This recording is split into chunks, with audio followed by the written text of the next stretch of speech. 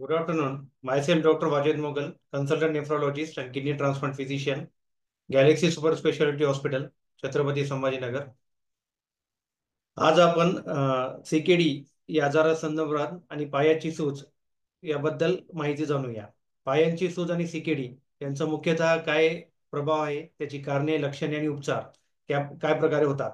पायांना येणारी सूज आणि तीव्र स्वरूपाचा मूत्रपिंड आजार म्हणजे सीकेडी हे बेसिकली म्हणजे आज आपण पायाला येणारी सूज किंवा पिडोलिडिमा म्हणजे काय, त्याची अर्थ काय आणि त्याचा सीकेडीशी काय संबंध, हे सगळे पाहूया. सर्वप्रथम पिडोलिडिमा म्हणजे काय. पिडोलिडिमा म्हणजे पायावर एक सूज येते.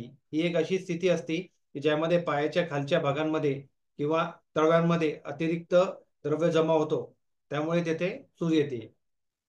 ही सूज अनेक कारणांमुळे येऊ शकते, जसे हृदयाच्या समस्या, यकृताच्या समस्या, थायरॉइडच्या समस्या, मूत्रपिंडाच्या समस्या आणि रक्ताच्या गुठळ्या होणे. आपल्या शरीरातील द्रवाचे मुख्य दोन विभाग असतात. आपल्या पेशींच्या आतमध्ये किंवा त्यांच्या बाहेरील किंवा बाहेरीलच्या पेशींच्या सभोवताच्या भागाचा किंवा आपल्या रक्तवाहिन्यांच्या आतील भागांचा समावेश होतो. जेव्हा या भागामध्ये द्रव्य वितरणाची समस्या निर्माण होते तेव्हा पिडोलिडिमा किंवा सूज येते. बहुतेक वेळा हृदयाच्या समस्या किंवा अधिक द्रवामुळे रक्तवाहिन्यांमध्ये खूप जास्त प्रमाणात दाब निर्माण झाला तरी अशी समस्या होऊ शकते. रक्तामध्ये पुरेशा प्रमाणात द्रव राखण्यास मदत करणारे अल्बुमिन नावाचे प्रथिन पुरेशा प्रमाणात नसल्यास अशी समस्या निर्माण होऊ शकते. त्याचबरोबर लिम्फॅटिक्स म्हणजे लसिका यंत्रणा साधारणपणे रक्तात पुन्हा अधिक प्रमाणात द्रव्य आणि प्रथिने यांचे वहन करण्यास मदत करते. परंतु जर यंत्रणा योग्य प्रकारे काम करत नसेल तर द्रव्य साचते आणि त्यामुळे शरीरावर सूज येते. शरीरातील द्रव पदार्थाचा समतोल राखण्याचे अतिशय महत्वाचे काम मूत्रपिंडे करतात, किडनी करते. मूत्रपिंडे कचरा काढून टाकण्याचे आणि द्रव पदार्थ नियंत्रित करण्याचे काम करतात. जेव्हा त्यांचे कार्य व्यवस्थितपणे होत नाही तेव्हा सीकेडी, एकेआय किंवा नेफ्रोटिक सिंड्रोम मध्ये ज्याप्रमाणे दिसून येते त्याप्रमाणे द्रव पदार्थ जमा होतो आणि त्यामुळे सूज येते. एडिमा हे सीकेडीचे प्रमुख लक्षण आहे. आता आपण निदान कसे करतो एडिमाचे त्यावर माहिती घेऊया. सर्वप्रथम तपशिलावर इतिहास घेतल्यास त्यामुळे जोखीमाचे घटक निश्चित करण्यास आणि हृदयविकार, मूत्रपिंडाचा आकार आणि थायरॉइडची समस्या यासाठी मूलभूत स्थिती निश्चित करण्यास मदत होते. एडिमा हा सर्वसाधारणपणे स्वरूपाचा किंवा ठराविक ठिकाणचा असू शकतो. आता सर्वसाधारण स्वरूपाचा एडिमा म्हणजे काय. या प्रकारात संपूर्ण शरीरावर किंवा मोठ्या भागावर परिणाम होतो आणि बहुतेक वेळा हृदयाचा बिघाड किंवा मूत्रपिंडाचा बिघाड यासारख्या स्थितीचा संबंध असतो. स्थानिक इडिमा या प्रकारामध्ये शरीराच्या फक्त एका भागावर सूज येते. बहुतेक वेळा दाह, लिम्फ द्रवाचा प्रवाह बंद होणे किंवा शिरामध्ये रक्तप्रवाहाच्या समस्या यामुळे असे होते. शारीरिक तपासणीच्या वेळी क्लिनिशियन्स याची तपासणी करतात. पेडिंग इडिमा. पेडिंग इडिमा म्हणजे काय, जेव्हा प्रेशर नंतर हृदयाचा बिघाड किंवा नेफ्रोटिक सिंड्रोम हे प्रामुख्याने दर्शवते आणि नॉन पेटिंग इडिमा मध्ये लिम्फॅटिक किंवा हायपोथायरॉइडिझम असल्याचे लक्षण कळतात.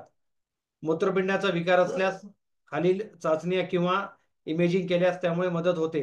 जसं सीबीसी करतो आपण, renal function test, urine analysis, micro albuminuria, urine albumin creatinine ratio, हे सगळ्या शारीरिक तपासणी करणे महत्वाचे असते. शरीर यंत्रणेची कारणे किंवा ठराविक खुणा निश्चित केल्यास त्यामुळे व्यवस्थापन करण्याच्या योजनेसाठी त्याची मदत होते. जेव्हा इडिमाचे व्यवस्थापन करण्याची वेळ येते तेव्हा त्याचे कारण स्थानिक आहे की यंत्रणेचे आहे यावर निश्चित दृष्टिकोन अवलंबून असतो. स्थानिक कारणासाठी मूलभूत समस्येकडे लक्ष देण्याबरोबर औषधाव्यतिरिक्त इतर उपचार आवश्यक असतात. शरीर यंत्रणे संबंधित कारणाबाबतीत सर्वसाधारण उपाययोजना आणि निश्चित उपचार याची एकत्रित गरज असते.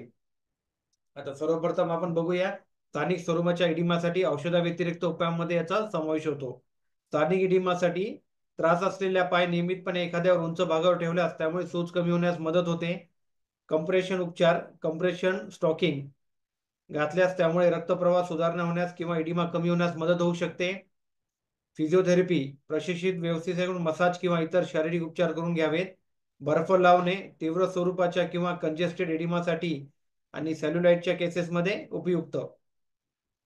आता आपण पुढे बघूया की जर सीकेडी प्रमाणे शरीर यंत्रणेची कारणे असल्यास उपचारांमध्ये द्रवसंचय कमी करण्यावर आणि मूलभूत स्थितीवर लक्ष केंद्रित केली जाते. यामध्ये याचा समावेश आहे. मिठास प्रतिबंध म्हणजे रिड्यूस सॉल्ट इंटेक. मिठाचे सेवन कमी केल्यास त्यामुळे द्रवसंचय होण्यास प्रतिबंध केला जातो आणि त्याचे अधिक प्रमाणाचे व्यवस्थापन करण्यास मदत होते. Second, diuretics. डायुरेटिक्सच्या औषधामुळे लघवीच्या प्रमाणात वाढ होते आणि द्रवीच्या पातळीमध्ये घट होते. लूप डायुरेटिक्स हे एक प्रकारचे, जसं फुरेसेमाइड, टॉर्सेमाइड म्हणतो आपण, हे बहुतेक वेळा सूज कमी करण्यासाठी उपयोग होतो. त्याच्यानंतर thyroid diuretics, that is metolazone, that is potassium sparing diuretic.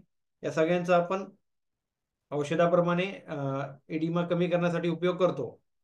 आता एडिमाची तीव्रता, रुग्णाचं हिमोडायनॅमिक स्टडी आणि मूत्रपिंडाचे कार्य हे घटकानुसार त्याचा डोस आणि निवड डायुरेटिक्सचा याच्यावर अवलंबून निश्चित केला जातो.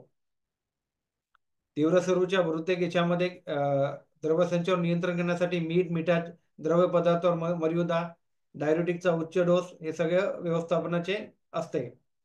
आता रुग्णाला याविषयी ज्ञान देणे खूप गरजेचे असते की पेटिक एडिमा आहे का नॉन पेटिक एडिमा आहे, त्याला कोणते डोस आहे, आहार, डायटिशियनचा एक महत्वाचा रोल असतो आणि मेन लोक डायुरेटिक्स किंवा हाय डोस डायुरेटिक्स कशा प्रकारे द्यायचे ते पण खूप महत्वाचे असते. सध्याच्या स्थितीत आपण एकमेकांच्या सहाय्याने आपण एडिमा चांगल्या प्रकारे समजून घेऊ शकतो आणि त्याचे व्यवस्थापन करू शकतो. धन्यवाद.